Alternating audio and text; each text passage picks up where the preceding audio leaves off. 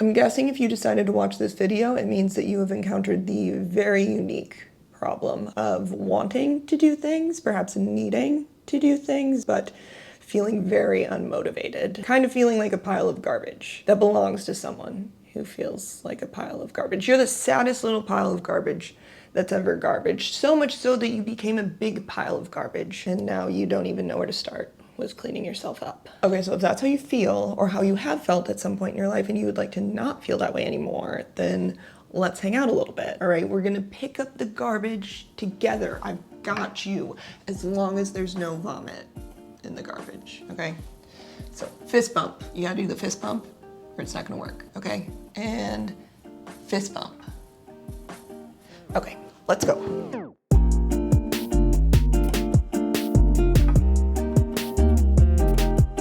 Feeling stuck or unmotivated is a feeling. It's not who you are, it's not something that's wrong with you, it is literally a biological response. Okay, your brain's primary function is to keep you alive, not make you happy, which is literally a direct quote from this book. See, there it is, highlighted. That quote really stuck with me. And before I get any further, I should say all the tips I'm gonna mention in this video either come from conversations that I have had directly with my therapist about my life, or from one of these 2 books that I read recently. Okay, so I'm not a therapist, I'm not a doctor, I'm not an expert, I'm just a person who is sharing what I've learned and what has helped me. Okay, so when you're feeling stuck, that's not you being a lazy person. That is literally your brain saying, this is the best way to keep ourselves alive right now. Because whatever is causing that response, whether it's an overwhelming to-do list or an appointment you have to make or an appointment you have to go to or a presentation you have to do or some homework you have to finish, your brain is perceiving it as a threat. And it thinks the best way to protect you from that threat is to freeze, to shut down, to procrastinate. Procrastination is literally your brain protecting you, typically from some sort of shame. Like if you never do the presentation, if you never apply for the job, if you never text your crush, then there's no chance of you failing and being embarrassed. And that's what your brain wants, okay? So it's not that your brain is broken, it's that your brain is arguably working too well at trying to protect you. So when it comes to getting ourselves unstuck so that we can get up and do things and get our lives together, we basically need to convince our brains that we're safe. And I'm gonna talk about a few different ways we can do that, okay? While doing chores. If you haven't noticed, this is a bit of a chat and chores episode.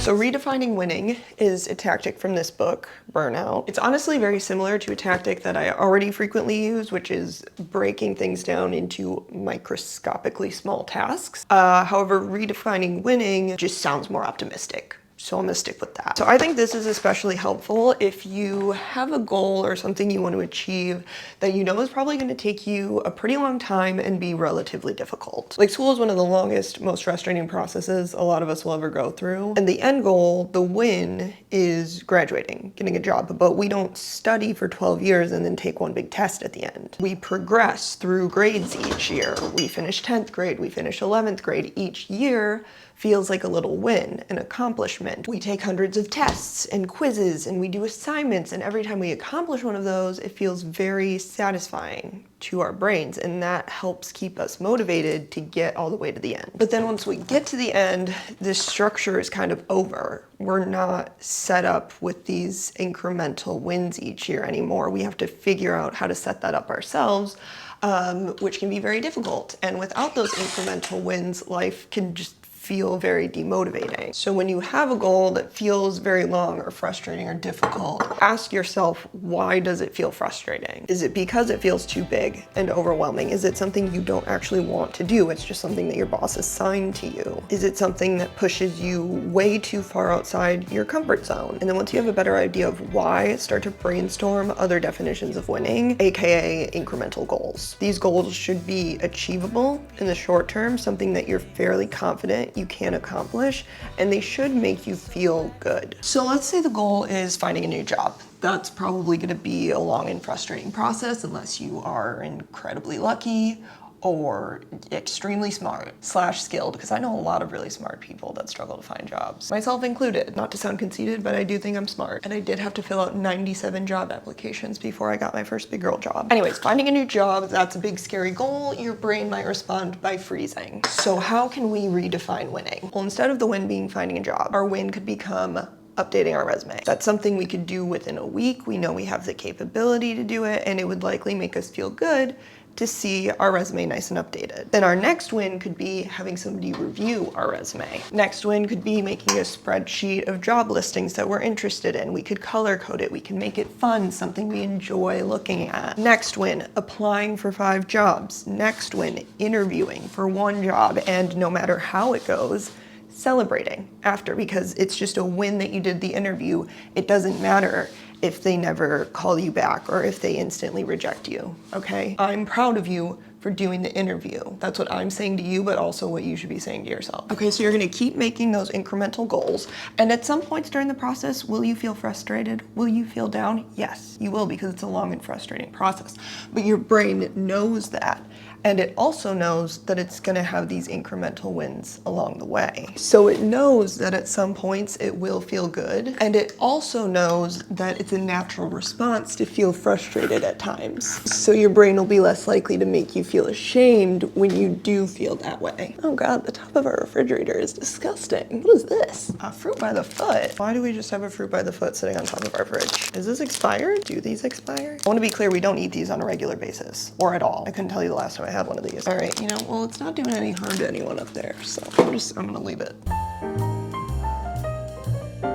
So they talk about this study in Burnout where there's 2 rats, and one of the rats, he gets these, well, they're both put in boxes, and one of the rats, he gets these little shocks to his feet in his box, but then eventually a door opens and he can run out, so he learns that escaping is attainable. But then there's a second rat, and he's put in a box where he has to, well, I think he's in a box, but he has to do a forced swimming test. So basically, he just has to keep swimming and swimming and swimming, and he starts out swimming really fast because he's hoping to find land. So he's like, I'm gonna swim and swim and swim, and then I'm gonna get to land and I'm gonna be chill. But he can't find land because there is no land, and he starts to realize that all the effort that he's putting in actually isn't amounting to anything. So what's the point? So then he just kind of gives up and floats because he doesn't think there's any way for him to accomplish his goal. And then when they take Swimming Mouse and they put him in the shock box, his little feet get shocked, the door opens, he doesn't even try to go out the door because he's learned that trying to escape just doesn't work. And this is apparently called learned helplessness. And it's something that humans experience too, especially if they have found themselves repeatedly in bad situations that they cannot escape. So if you find yourself feeling stuck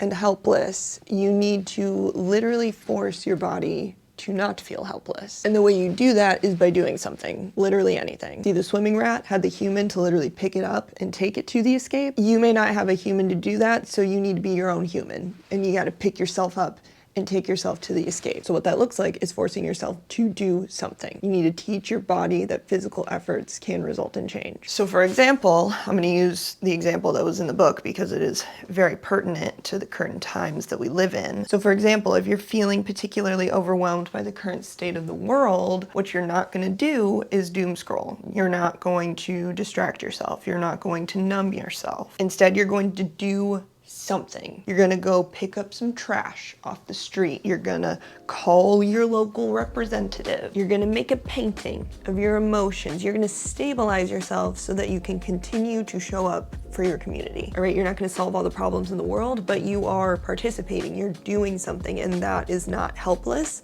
That's going to make you feel safer. That's gonna give you motivation. All right, so then you'll be like the rat who is able to seize an opportunity when it comes to him and remain hopeful instead of being like the rat who's just a lifeless blob and is sad no matter what's going on around him. Okay, so you're like, Morgan, I get it. I need to do something, but I don't know what to do. I'm facing a bit of decision paralysis. How do I fix that? Well, one question that I like to ask myself is, what does the ideal version of me do on an ordinary day? What is future me doing on an ordinary day? Not a perfect day, just an ordinary one. We don't want to envision a perfect day because, especially if we're in a state of feeling very stuck, very discombobulated, perfection is going to feel very out of reach. So we just want to imagine ourselves on a run-of-the-mill, nothing special kind of day. Okay, so maybe on an ordinary day, future you makes her bed. So perhaps the first thing we can do to get started is just straighten out the covers, fluff up the pillows. You don't even have to make the whole bed. That gives you a little starting point though. Maybe future you has plans with her friends. So the first thing we can do is maybe respond to that text you've been avoiding, spark up conversation with a friend. Maybe future you cooks more meals for herself instead of getting takeout every day. So perhaps we could start by looking up easy recipes on Pinterest. All right, future you is on your team. So just think, what's one thing I can do today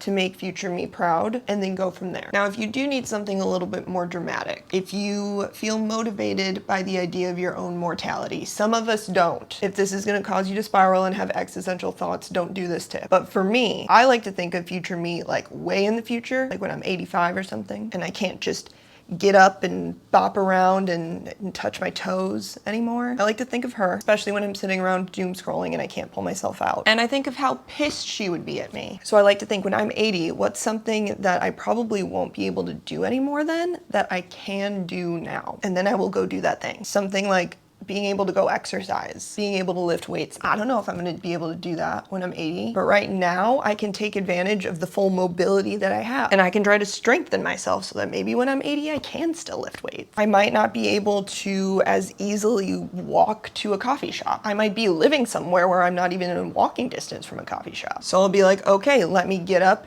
and go for a little stroll and get myself a nice coffee. Well, not a coffee because I don't drink coffee, I drink tea, so I'd get a tea. Maybe 80-year-old me drinks coffee though. I don't know how we've changed in 50 years. So basically I just do something that would make very, very, very old me proud of myself. So you can go one of those two directions. Something that'll make ordinary future you proud of yourself, or something that'll make very, very old future you proud of yourself. All right, choose your own adventure there.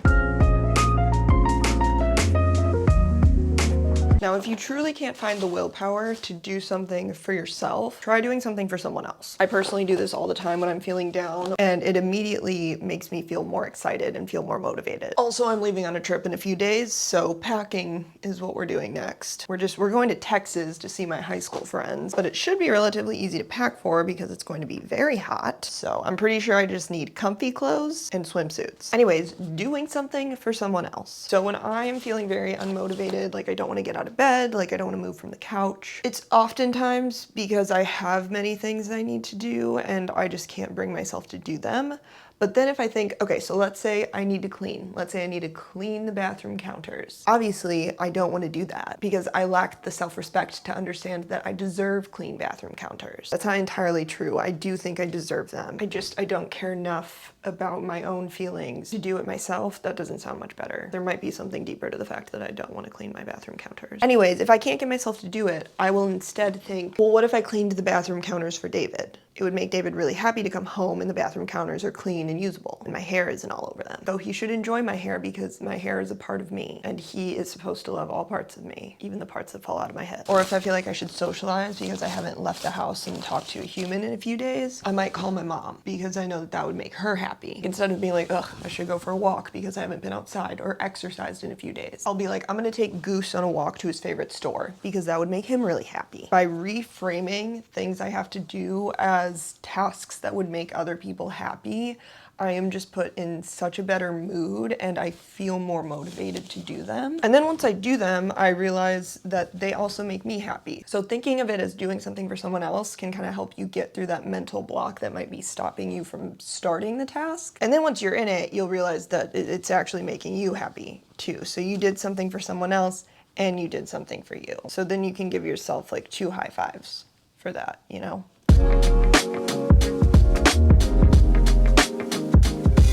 Goose, you wanna play? You wanna play? Goose's favorite game is scratch his butt. Careful, buddy, you gotta watch your tail. All right, I took a break from packing to have some lunch, and then Goose asked to play. So obviously we have to play. So that's our next chore. Who's got his duck? Okay, so next tip I have for you also comes from this book again. Sorry if I'm referencing this a lot. Ow, Goose, hold on. I just gotta explain something real quick. and then I will chase you and your duck around. So I feel like a lot of what's in this book explains the why behind a lot of things that I already do. So it was just one very, okay, Goose. It was just very validating to see those things written in a book by professionals, and then just also gave some context as to why those things work, which helps everything click better in my mind. Woo! Goose, you're supposed to catch it. So I just find the information very valuable and I want to share it with you guys. Goosey and his duck. Goosey and his, whoa, buddy. But okay, so if you are feeling an overwhelming amount of stress, you likely need to complete the stress cycle. Because when you're feeling burnt out, it's often because your body is still holding on to a bunch of stress that hasn't been processed, even if the actual stressful event has passed. Hi, sir. Can you catch? So basically, if you don't complete the stress cycle, your body stays in this state of like chronic tension, which can lead to a lot of the feelings that we associate with overwhelm, like brain fog and exhaustion, etc. And then if you're in that state of tension all the time, like perhaps most of your life, okay, Goose, your butt is in my face. Goose, okay. If you're in that state of tension all the time, Goose, that's my hand. My hand is not a toy, Goose. If you're in that state of tension all the time, oh God, Goose, that was my chest. It's like a war over here. Ow. Goose got me on the chest. Does anyone know how to make sure these don't scar very much? Because he scratched me on the leg a week ago and I still have a ginormous bruise. I don't know if you can see it, probably not, but it's very unbecoming. So like I was saying, if you are always in a state of chronic stress, then that can lead to very real health problems, because stress releases hormones called cortisol and adrenaline. Those can increase your blood pressure, and if your blood pressure is increased over time, that can lead to a higher risk of heart attack or stroke. Chronic stress can also lead to higher levels of inflammation in the body, and that can contribute to a buildup of plaque in your arteries, which again can put you at higher risk for heart attack or stroke. It can also result in very vague and mysterious illnesses, which is why a lot of us anxious girlies have stomach problems. So yeah, like I've always known that stress isn't good for your body, but it was always explained to me in a very vague way. So reading up a little bit more on it and having it laid out as like stress causes these hormones cause this to happen, these things happen and put you at higher risk for, you know, death, basically. That just finally made it click in my brain. Like stress is actually harmful to my body. You wanna go outside now, Goose? There you go, pal. Okay, so now how does one complete the stress cycle? Well, number one, physical movement. That's the most effective way. And that doesn't need to be a workout. It can be a brisk walk, it can be some dancing, it can be stretching, it can be 30 seconds of doing this. You just need to get your body moving. Crying, excellent emotional release. Laughter, like the deep belly laughter. Watch a really funny movie, watch a comedian. I love stand-up comedians, usually do it for me. Watch a funny dog video, I don't know, like talk to your funniest friend, just do something that'll give you that deep belly laugh. Affection and connection. Vent to a friend, cuddle with a pet, give somebody a long hug. Any of that will help. Deep breathing is another method, so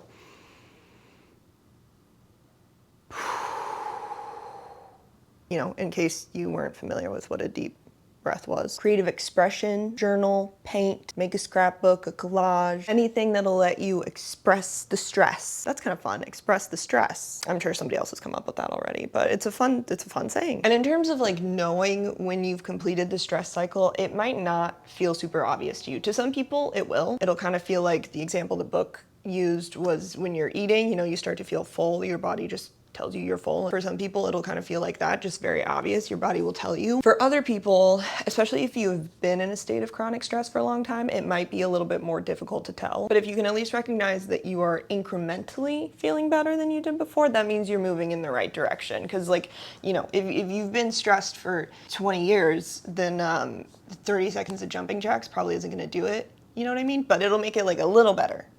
And that's all we're going for. Anyways, if you can get in the habit of doing some of these stress cycle completers on a regular basis, then that's just gonna help you deal with the daily stressors that you have, and therefore make it a lot easier to feel motivated to do things and to get yourself unstuck. I'm also on the ground because I kind of thought Goose would come back in and play, but he's not. So I'm stretching out my back at this point. And just worth noting, the goal is not to never feel stressed again, all right? A little bit of stress is normal. That's what gets us to do things. That's what keeps us safe. So we need some of it. It's just that we don't want to get stuck in it. So the goal is to be able to move fluidly from a state of feeling stressed into a state of calm and just become very well practiced at doing that. So now our brains hopefully are feeling a little bit safer. We're able to get out of this stuck feeling, but then how do we keep up that momentum? That is what we're gonna talk about next. Okay, so the concept of celebrating tiny wins isn't exactly revolutionary, but I do think it's an important reminder. And if you're wondering, Morgan, what is this chore that you're doing now? It is the classic chore of unraveling a blanket that you started making, and then when you got to the end of making it, you decided that you didn't like it because you accidentally made it too big, and there's a lot of gaping holes in it, and so you decided that you want to redo the whole thing, but in order to redo the whole thing, you'll have to unravel it, and so then you let it sit on your bed for 6 months while it slowly unravels itself, and now it's reached the point of becoming such a tripping hazard that you are afraid it might end the lives of you and your significant other. So now you finally feel compelled to actually unravel it. That is the chore I'm doing now. So, okay, celebrating small wins. So, we talked about redefining winning, and when you get one of those small wins that you created for yourself, you may find it intrinsically motivating, and that's good, we love that. But let's take it a step further. Let's give ourselves some extrinsic motivation, because I think that can be especially helpful when we are at the beginning of pulling ourselves out of a spiral. All right, so back to the job hunting example. So you update your resume, boom, self high five. Okay, but then we're also gonna have a little treat. We're gonna spend 20 minutes reading our book. We're gonna spend 30 minutes watching our comfort show. We're gonna celebrate a little bit the fact that we got that small win. I honestly like to kind of structure my days like this, so I'll sandwich something I wanna do in between two things I don't wanna do, and that'll kind of give me the momentum to get through the day. So like maybe I will put on my to-do list, I'm gonna write a script for a brand. I don't really love writing scripts for brands just because there's a lot more you have to think about. I get anxiety about if they'll like it or not. It's more stressful. I don't love it. So next on my to-do list after that, I might put work on editing because I thoroughly enjoy editing. So the reward doesn't always have to be a typical reward. It can literally be more work, but it can just be work that you enjoy doing more. And just having those little spurts of like, yay, I get to work on this now, that really helps me get through all the things that I don't really want to be doing, and it prevents me from ending up stuck again. So I got one full square unraveled and wound up. It's definitely not wound up the way yarn is supposed to be wound up, but it is wound up in the way that I knew how to do it. So we're stopping here because unraveling that blanket is a long, frustrating process. So we are implementing incremental wins, and our first win is getting one entire square unraveled. See, real life example of my own tips, you're welcome. But okay, moving on. So I hate to be the bearer of bad news, but you have to socialize. You gotta do it. I know that you might hate it because I kinda hate it, but it is essential for life. Honestly, that's probably the biggest realization I had after working from home for 2 or 3 years. I was like, wow, I feel really anxious and a little depressed. Oh, I wonder why. Maybe it's because I haven't left the home in 2 weeks and I've only spoken to my dog and my boyfriend. Once I started getting out of the house more on a regular basis, like literally just going to a shop, going to a cafe, once I started putting more effort into my friendships, I realized that I started to feel a lot better. And that's because social connection is literally a form of nourishment. It's like food. Some people will need more, some people will need less, but at the end of the day, we need it to live. And our interactions don't even need to be anything too crazy. It can literally just be casual, friendly interactions with strangers. Because even those interactions let us know that our bodies are safe. They release a chemical called oxytocin, which is a chemical that makes us feel good and connected to people. So incorporating some sort of regular socialization into our routine can be really helpful in helping us avoid some sort of downward spiral.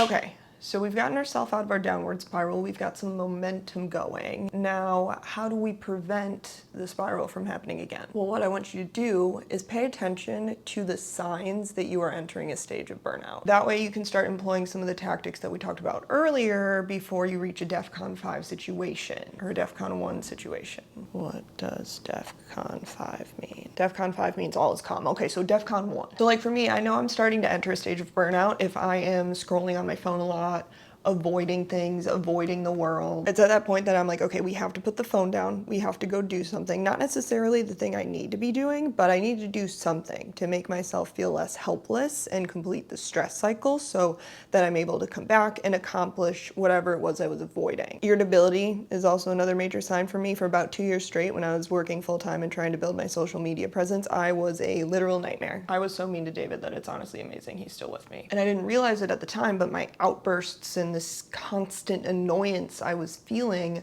was largely due to the fact that I was in a constant state of stress. And so if I start to feel that way again, if I notice myself getting irritable at little things and I'm not on my period, then I know it's time to check in and see what's going on. So just think about the times where you have felt extremely burnt out and what has preceded it. It could be irritability, it could be getting sick a lot. You might get a lot of colds when you're feeling especially stressed. You could be like me and avoid things. You could cancel plans, not want to go do things. It might be self-destructive behaviors. Like another one for me is my skin picking. If I'm doing that more than usual, I'm like, okay, something's happening here. So just pay attention to those behaviors and take note for the future.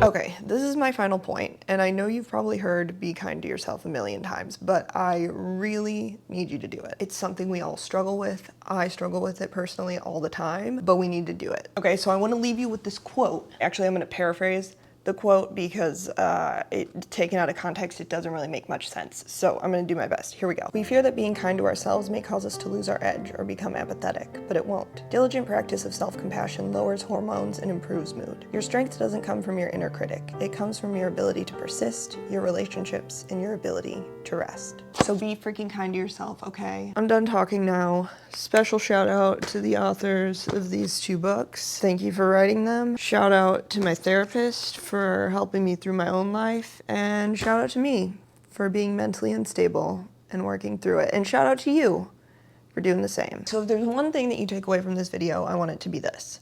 You are not lazy. There is nothing wrong with you. If you feel burnt out, it is because we live in a world that is rigged to make you feel that way, and your brain is just trying to protect you. And my hope is that some of these tips can help convince your brain that it is actually safe and that it can calm the heck down so that you can go ahead and live your life as you would wish. So please let me know in the comments what one tiny thing you're gonna try doing today to get yourself unstuck. And my hope is that anybody who is still feeling stuck or unmotivated after watching this video can go to the comments and read through all the tiny things that people are doing and hopefully come away feeling more motivated themselves because they can see an entire community of people who are working through this all at the same time. All right, so thank you for watching. Give me one more fist bump. You gotta do it. You made it all the way through the video, so. Okay, thank you. And please also give it like a physical thumbs up. Go click on the little thumb to let the YouTube minions know you liked it.